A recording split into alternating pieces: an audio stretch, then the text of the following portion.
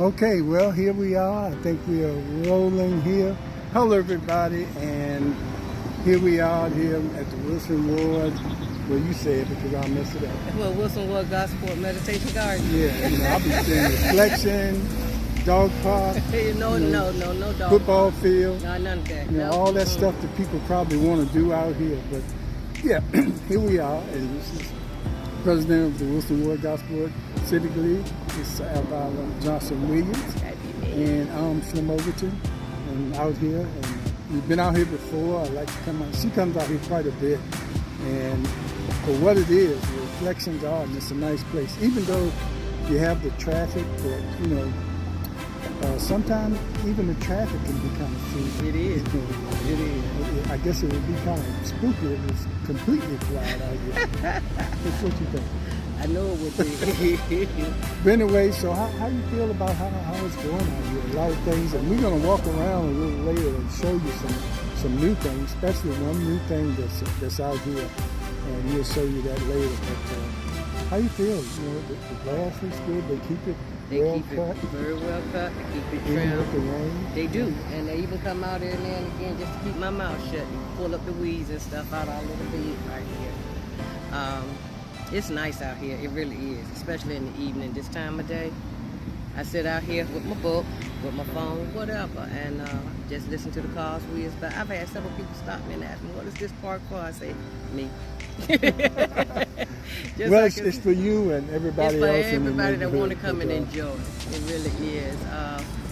This was a vision that I had, because this corner stayed empty for a lot of years. And I worked on it, and I thought about it, and I prayed over it, and then I started meeting folks, thanks to Mr. Overton here, my big brother. He made sure I got to know some folk, and then I made it my business to get to know them well.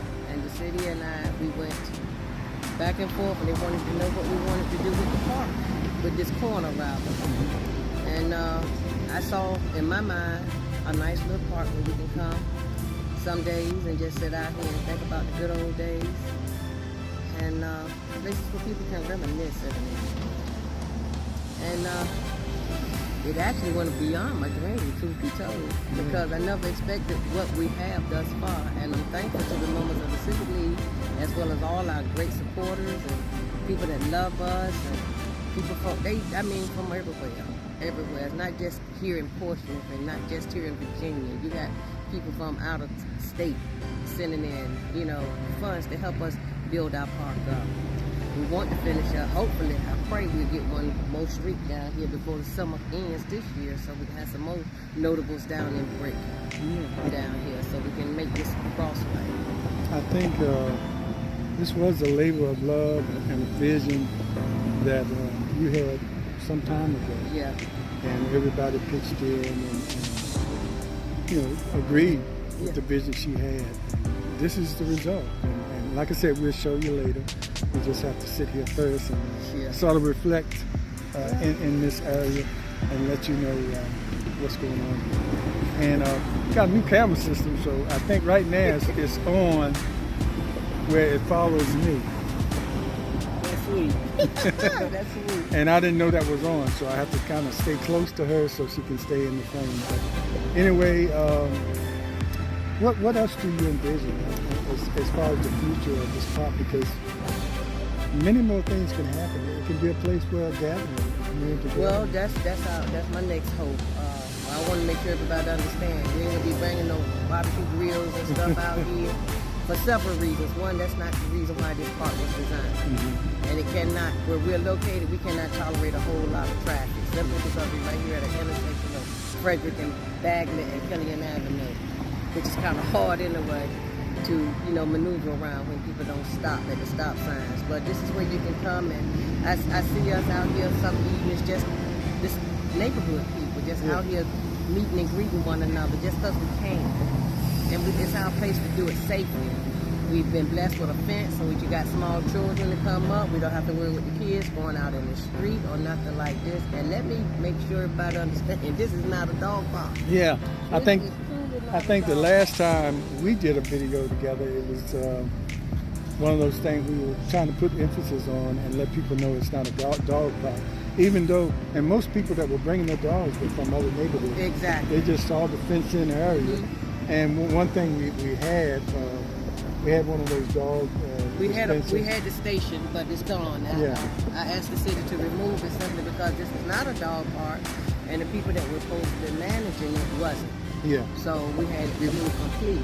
And plus, I think the people that saw it, they took that as a dog park. But originally, it was for the people that in the neighborhood that had one dog, right, and they wanted to come out here and sit with their dog and make sure that they picked up behind them. Yeah, but not to come here and let your dogs loose. You come up here and you see 20 dogs and maybe 2 or 3, maybe 4 adults at a time. That kind of just unraveled, did something to my psyche here. It just messed me up completely. But now the young man even told me, hey, you ought to put a sign up. So we got a sign up. Now it's on the gate. Yeah. Well, when you first put it up, they still, some people profess not to be able to read or something. Exactly. When it's convenient for them. They just don't pay attention. But well, we got the sign up. We got rid of the food station. I guess that's what you call it. And we're missing one bench, and that should be here prayerfully in September. Had a lot of problems with the getting the people that somebody went bankrupt during the pandemic or whatever. But anyway, we will get the 4th bench out here along with a trash can so people can put the trash in the can instead of just throwing it all over the park. We're working with the city, prayerfully trying to get a water source in here so we can put some color in our little bed around here. Make it look real inviting. Yeah, and one thing you've always said, and the reason people know when you go downtown, people listen to you because of your persistence, and plus they see what the neighborhood is doing, for themselves. Yeah. And when the city sees that, they have no problem in giving a helping hand, or through grants, or sometimes they just come out here and do things. I know a lot of people say Portsmouth is dirty. Yes, it is. But you got to, if you live here, and this is just ELVIRA, my feeling is if you live here, and if you're complaining about the dirt, well, what are you doing? Yeah. My question is, what are you doing? Because I've seen folks out here cleaning up. I'm infamous for that. I get out here and clean up in a heartbeat. You might see me in the morning, or you can see me in the middle of the day. It's eat too much. But there's nothing wrong with starting at home. And the best way to clean up the city, in my opinion, is start at home. And this is my home. So I have to start somewhere. So we start here. So that's my little teeny weeny bitty itty bitty contribution, is just get up and clean up the park. But when the people come and cut the grass and stuff, I know that they always clean up the trash and stuff. And of course you're gonna have somebody throw it out there anyway, because it's just something to do, I reckon. But I wish they would. If you're going home and you got trash in your car, keep on going home with your trash, and then you can put it in your trash can. That's the way I think. Why would you be a block from home and throw trash out? Right. So, and I don't think they would like it if they were sitting on their front porch and somebody rolled by and tossed a McDonald's cup. You said that, but that has actually happened to me. You're sitting on the porch, somebody threw it right on out there. And I just shook my head that time because I just didn't feel like it. That was not an argument I chose to have. I just said, okay. Well, I think this is one of the reasons for the reflection part and everything that you do, and the members. And shout out to the executive board. And let me say this, it's mostly ladies. And if you want to get something done, and I'm not joking, you want to get something done, make sure you have some ladies on your executive board, because they can multitask for one thing, and the dedication that they put into something that they start is not. I'm not saying us men won't do it too, but a lot of times we're either too busy or too lazy, or other things are more important. But I say that in jest, but in truth, for real too, that the ladies in our civic league have done a tremendous job, and my respect for them is the highest. Because they do everything, and they working when we are sleeping. These ladies are always on the ball. So, and we have a lot of a collection of ladies and men that do a lot of work in our city league. We do. And I just wanted to say that our ladies in our city league are the backbone of the Wilson Ward Civic League, and you can do it too in your civic league. I see a lot of people complaining on Facebook about what's not being done in their neighborhood, but you have to get out there and be proactive and let the city manager, and those departments know that you care about your neighborhood, and then they'll care. I know that's right. And then you have to be persistent. You have to be down there every day. They have to know who you are. Come with some substance. Yeah. James say ELVIRA, but I'm gonna be honest with you. Wilson Wolf is a long time for ELVIRA. I'm here to tell you. So, yeah, it's a history of. It's a history, and goes way back. But like you said, it's just like going to church. You go to church, you find more women in church than you find men. Yeah. So, and that's basically the makeup of most of the civic leagues in Portsmouth, anyway. And when we need somebody, the bad news is we got to kind of just pull them out, you know, whatever. My vision is, before I retire permanently, I would love to see. I don't know when that's going to be. Soon. That's to see some young folks, you know. We give our children, graduating seniors, scholarships. We sent kids this year, sent 2 children to the police athletic league summer camp. Yeah, the summer camp. And that's fine. And that's fine. We've been doing that. And we've been doing it since 2012.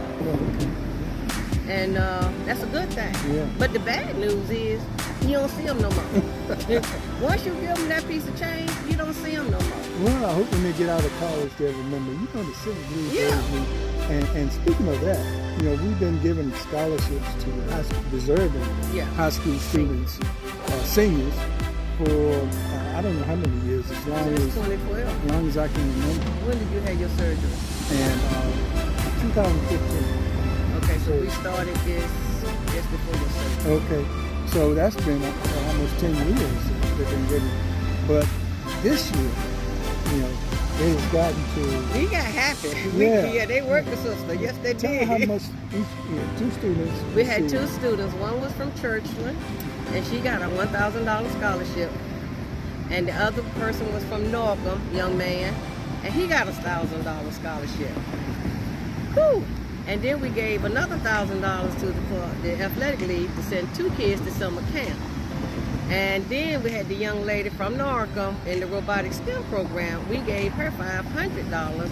And then we, Commander Collins from the Farmers Market, he happened to be at one of our meetings, and, you know, helping us get some things in place that y'all get ready to go kill me for. But anyway, he connected the young lady up with the Farmers Market downtown Portsmouth, and I am so happy to say that that young lady was able to go to Georgia.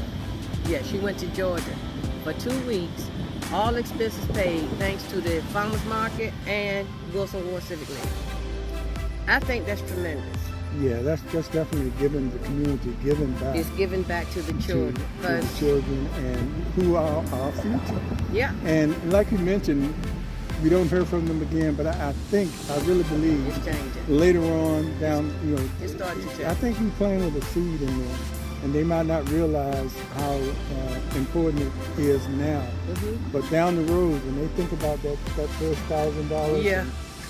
But that how much that was when they were on campus, if they went away to school and they were hungry, and let me tap into this, or paying for books or something like that. For real, whatever for they you. needed. That was just another vision, and that's something that I wanted us as a civic league to do. The good news is this, and I'm going to brag on Wilson Ward a little bit. Wilson Ward is the only civic league that I know of in the city of Portsmouth that gives seniors, graduating seniors, scholarships. As far as I know. I haven't heard tell of anybody else doing as much. Yeah, and that's a challenge to so my you thing other civic leagues is, and I'm figuring and hoping and praying that the children would catch on that come and help me out sometimes with volunteerism. That goes a long ways going to school. It looks good on your applications and stuff like that. And giving back, I have a giving spirit, thank you Lord for that. But when you give back, it comes back twice. It comes back twice, sometimes 4 or 5 times over. So you never know. So I'm thankful for the members of the Civic League that put up with me. That's first. Yeah. They put up with me, but we have all gotten on the same page, and we want for our children to find out like I was talking to my sister today, and I was telling her, I wish the kids realized I'd rather go home with a black eye than to be laid out in the car. Yeah. So can we just put the guns down? Mm-hmm. Can we just do something to help each other and stop killing each other? I don't know where I heard it, but the lady said it real clear. At the rate we're going killing one another, we ain't gonna have no grandchildren. Because all the daddies gonna be dead. Yeah. Because we killing each other. And we got to stop. So with the civic leagues that's working and trying to pull the young folks in, come on kids, come on, get on board, help us out, help your seniors. A lot of us seniors, no one of them, we look forward to the civic league meeting, give us something to do. Yeah. It'd be nice. I miss sitting at my mama's feet and my grandmama and them talking about what they did and how that, because of the wisdom that. You see that? I love it. So we know we're protected. Two helicopters flying over. I don't know if you can hear me over there, but that's our military there. I don't know if that's Navy or the Coast Guard or what. But anyway, yeah. I love the fact that I remember a whole lot of what my grandmama and my granddad did. Boy, and anybody that knows me, I'm quick to tell you my daddy said. But at the rate we going, kids, you're not going to be able to say that. Because your dad ain't going to be here to tell you nothing. So I'm begging, I am pleading with all of you kids out there that's on Facebook, what's that, Instagram, Twitter, and all this other stuff, put down the gun. If you're mad with somebody, talk it out or fight it out, but put the guns down. Throw the knives away. And you know, it's a lot of young kids doing a lot of good things that we don't hear that much about. But you hear about but all when the we hear negative. about one child getting killed, that is devastating. You know, and you kind of have to recover from that, and then you have to appreciate the ones that are really doing well. And shout out to the parents that you talked about the young lady that we helped sponsor to Florida, to Georgia, and she was out here when we had the cleanup day. Yes, God. And she was out there, and I'm sure her mother influenced her, and the grandmother were out there, and they influenced her to do that. And that's something that she's going to remember. And that's something that's going to be on her college resume. She's just a freshman, and she has a college resume already because she's done volunteer work, and she's done this thing in Georgia where she did robotics. Yeah, robotics. Smart young lady. Very smart. What's her GP is? I think it was 4.35 or something like that. I didn't even know you could go past 4. Now she goes to Norfolk, but her sister was one of our recipients of the $1,000 scholarship. She goes to Churchland. She had a 4.6 GPA, I think it was. And Kyrie, the young man from Norfolk, oh my God, these kids just got it going on.